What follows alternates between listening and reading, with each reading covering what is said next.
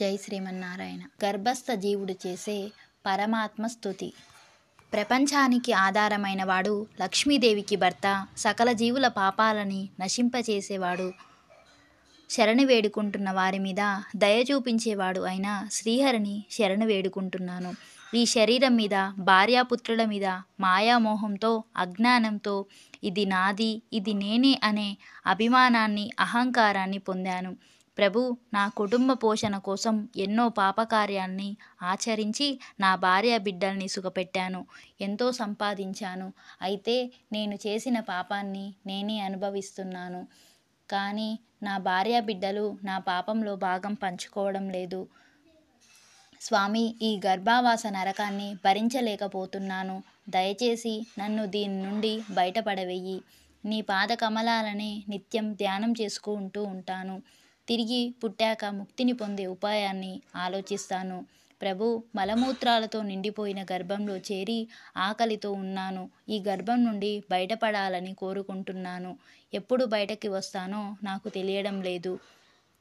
దీనుల మీద దయచూపే ఏ పరమాత్మ నాకు ఈ పూర్వజన్మ జ్ఞానాన్ని ప్రసాదించాడో ఆ పరమాత్మనే తిరిగి ఈ సంసారంలో పడకుండా వేడుకుంటున్నాను. స్వామి, నేను ఈ గర్భం నుండి బయటకి రాకూడదని కూడా నాకు ఒక్కోసారి అనిపిస్తుంది. ఎందుకంటే ఇంతకు ముందు ఈ గర్భంలో ప్రవేశించిన ఈ నరకాన్ని అనుభవిస్తున్నాను. జన్మించాక మళ్ళీ పాపాలు చేసి నీ పాదాల మీద భక్తి ప్రపత్తులు లేకుండా ఉండే కన్నా ఈ గర్భావాస నరకం ఎంత బాధ పెట్టినప్పటికీ నేనిక్కడే ఉండి నీ పాదపద్మాలను నమ్ముకొని ఎలాంటి కష్టాలు లేకుండా గడిపివేస్తాను. తిరిగి సంసార బంధంలో చిక్కుకోకుండా నా ఆత్మని ముక్తిపదం వైపు పయనించేలా చేస్తాను. గరుత్మంతా, ఈ విధంగా 10 నెలల పాటు గర్భంలో ఉండి ఆ జీవుడు ఒక మునీశ్వరుడిలాగా భగవంతుని ప్రార్థిస్తున్నప్పుడు అతడి బాధలు పోగొట్టడానికి, తిరిగి కర్మఫలాన్ని అనుభవింపచేయడానికి ప్రసూతి గాలిని వీచి అతడు బయటికి రావడానికి వీలుగా అధోముఖునిగా చేస్తాను. ప్రసూతి గడియలు సమీపించగానే జీవుడు తల్లి గర్భం నుండి అధోముఖంగా బయటకు వస్తాడు. వచ్చేటప్పుడు ఎంతో తెలివి తప్పి అతి కష్టం మీద బయటకి చేరుతాడు. అప్పటిదాకా ఉన్న పూర్వజ్ఞానం నశించగా అటూ ఇటూ కొట్టుకుంటూ ఏడుస్తాడు.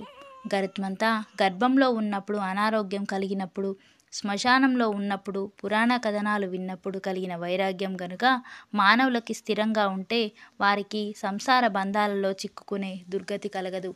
కర్మ అనుభవించిన తర్వాత గర్భం నుండి బయటకు వచ్చిన వెంటనే ఆ జీవుణ్ణి విష్ణుమాయ మోహింపచేస్తుంది.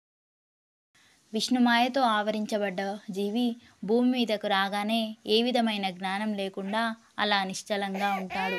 అతడికి ఏమీ చెప్పగలిగే సామర్థ్యం కూడా ఉండదు. అలా పుట్టిన తర్వాత ఊహ వచ్చేంత వరకు నరకాన్ని అనుభవిస్తూ ఉంటాడు. బిడ్డ ఆకలితో ఏడుస్తుంటే కడుపు నొప్పి వచ్చిందేమో అనుకొని మందు వేస్తారు. నిజంగా కడుపు నొప్పి వచ్చి ఏడుస్తుంటే ఆకలేసిందేమోనని పాలు తాగిస్తారు. ఇలా విరుద్ధంగా జరుగుతున్నప్పటికీ శిశువుగా ఉన్న జీవుడు తానేది చెప్పగలిగే స్థితిలో ఉండడు. ఆ విధంగా జీవుడు 4-5 సంవత్సరాలు వచ్చే వరకు బాల్య సంబంధిత దుఃఖాలు అనుభవిస్తూనే ఉంటాడు. తర్వాత కౌమార వయసు, విద్యాభ్యాసం లాంటి బాధలు పడతాడు. యవ్వన దశలో దర్పాన్ని, అహంకారాన్ని పొంది రాక్షస గుణాలు కలిగిన వాడవుతాడు. యవ్వన ప్రాయంలోకి చేరిన మానవుడు జూదం, సురాపానం లాంటి వ్యసనాల చేత మోహింపబడి ఇంద్రియ నిగ్రహాన్ని కోల్పోయినప్పుడు నిప్పులో పడ్డ మిడతల మోహంలో పడి కొట్టుకుపోతాడు.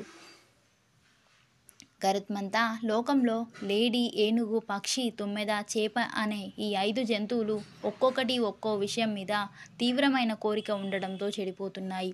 అయితే మానవుడు ఒక్కడే వివేకశూన్యుడై చర్మం, చెవులు, కళ్ళు, నాలుక, ముక్కు అనే 5 ఇంద్రియాలకు వశమైపోయాక ఇక చెడిపోకుండా ఎలా ఉంటాడు?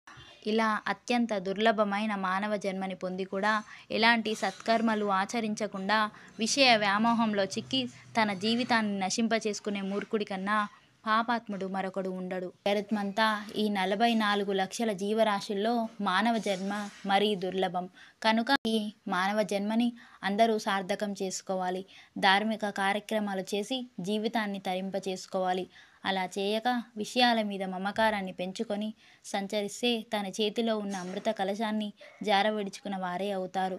ఈ విషయాన్ని గ్రహించక జీవితాన్ని వ్యర్థంగా దుర్వ్యసనాలతో, వ్యామోహాలతో గడిపి మానవుడు శ్లేష్మ వ్యాధులతో కూడిన వ్యార్ధకాన్ని పొంది ఎన్నో బాధలు పడుతూ చివరకు మరణించి మళ్ళీ పూర్వంలాగానే నరకానికి చేరుకుంటాడు.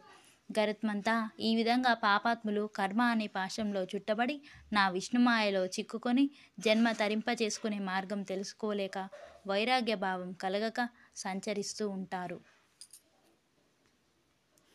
జై శ్రీమన్నారాయణ.